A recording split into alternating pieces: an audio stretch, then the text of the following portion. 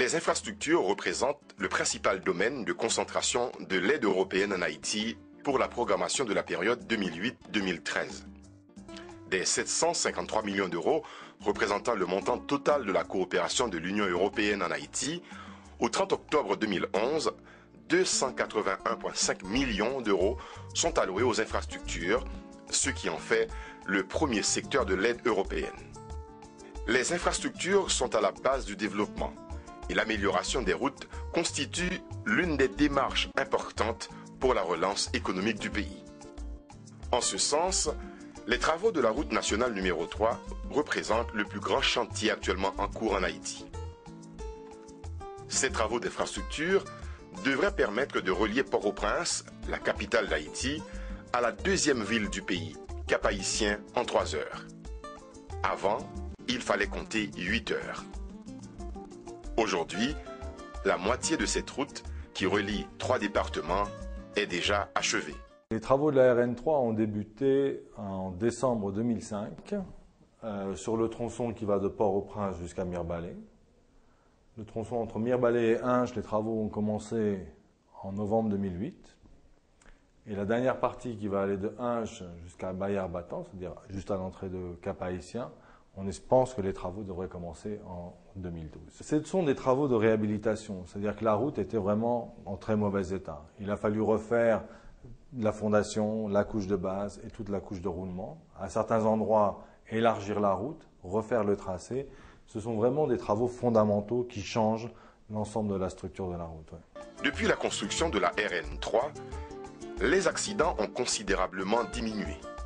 Parallèlement, les activités commerciales ont sensiblement augmenté. Ces routes-là, normalement, c'est bravo pour battre pour lui. Parce que nous n'avons pas de ça. Nous venons là.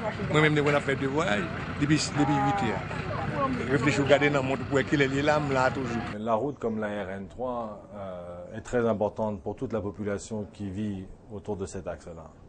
Ça leur permet d'avoir accès aux services de base, ça leur permet d'avoir accès à l'école, aux centres de santé, mais ça permet aussi aux gens qui travaillent dans cette région, qui produisent des aliments, des fruits, quoi, de les vendre sur le marché de Port-au-Prince. La route est vraiment un outil du développement de la région. Ça devrait avoir un impact très important sur le développement pour l'ensemble des populations. L'Union européenne est le premier bailleur de fonds dans le domaine des infrastructures routières en Haïti. Son action sur la RN3 va se poursuivre en 2012 et est évaluée à 360 millions d'euros environ.